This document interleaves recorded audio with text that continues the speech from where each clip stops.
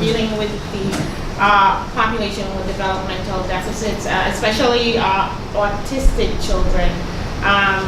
One of the foregoing theories is that, part of the reason the children present this way is because there is something called pruning, which does not occur at the rate that it should occur. So when you are born as a child, the brain has like an excess of neuronal connections.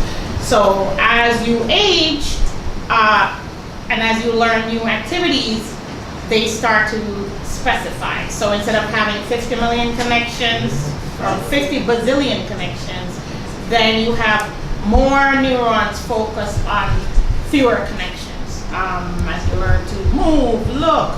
So the theory is that by age 2, pruning is complete. There's still brain growth and development, but pruning is complete at that time.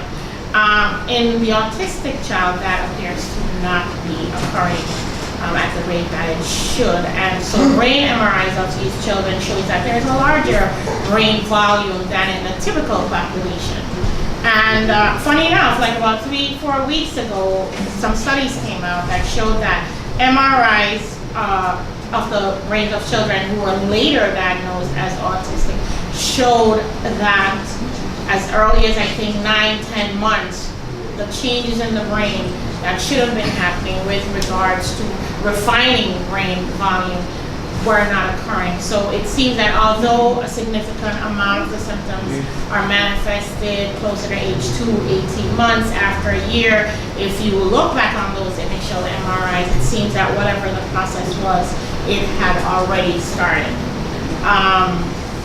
With regards to that, the brain is a funny thing, and deficits in language can be linked to environmental factors. They can be linked to intrinsic factors. So not necessarily every child that doesn't speak is autistic.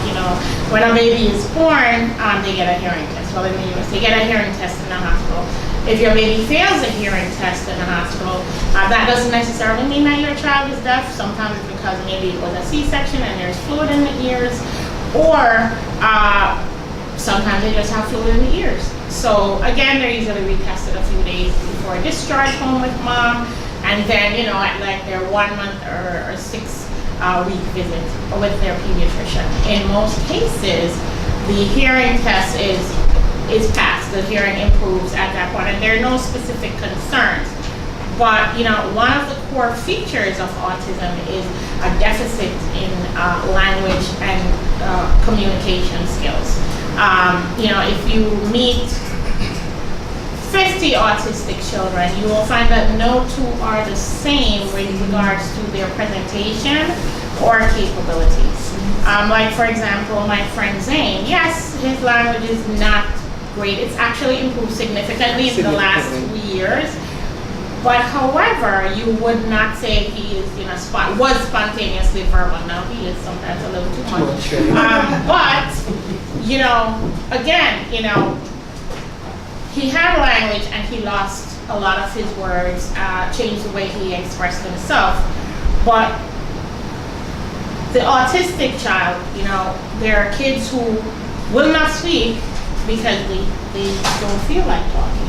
Right. There are children who will not speak because that component in the brain, the connections, I think, were too excessive or just were not completed the way they should have been. And so whenever you see a child who has issues with either expressive or receptive language, you always have to think, what are the core components with regards to this child's presentation? This iPad is like a wonderful thing, right? Because for many of these children, they have the PEC system, picture boards, as a way of communicating simple needs. Now with the iPad, they get the right app. They're like, I want to see what's in your drawer. I want a snack. They type it in. Children that you thought would not have this capability. About 2-3 years ago, a young lady who had never spoken, had never written, they just thought, she was probably like IQ 30, would take care of herself, but no eye contact or anything. one day she gets up and she types help on the computer. Did you hear about that story? Yeah, I did. She types help. And everybody was like, what? You know how to spell help? I think she was like 13 or 14.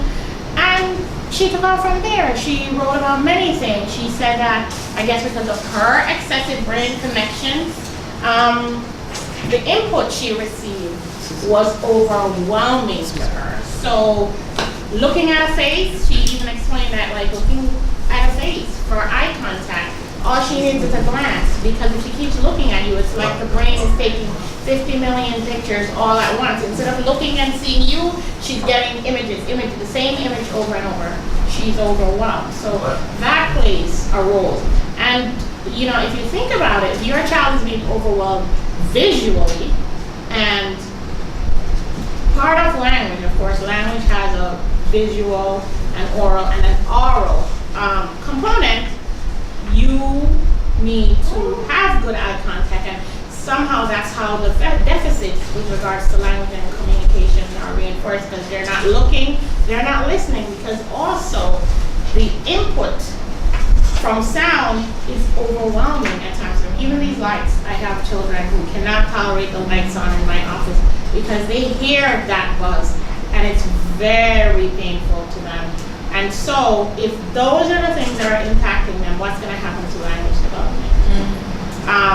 So, you know, it's key, first and foremost, we don't have enough time today, but it's key that families get in there, or teachers like you who are going to be in the forefront of the classroom, see the signs, refer the parents, or if you have family members or friends, refer them to have an evaluation, to talk to someone. And I told them yesterday that actually on the US free website, the cdc.gov, you can go and look at the developmental charts that are there. They go from age 2 months up to age 5. So there's a 2-month scale, the 4-month scale, the 6-month scale, the 9-month scale, 12-month scale, I think 18 months, 24 months, and then you go to age 3, age 4, age 5. And it lists all the things that your child should be doing with regards to speech and language development, with regards to motor. And we also in the package, not to that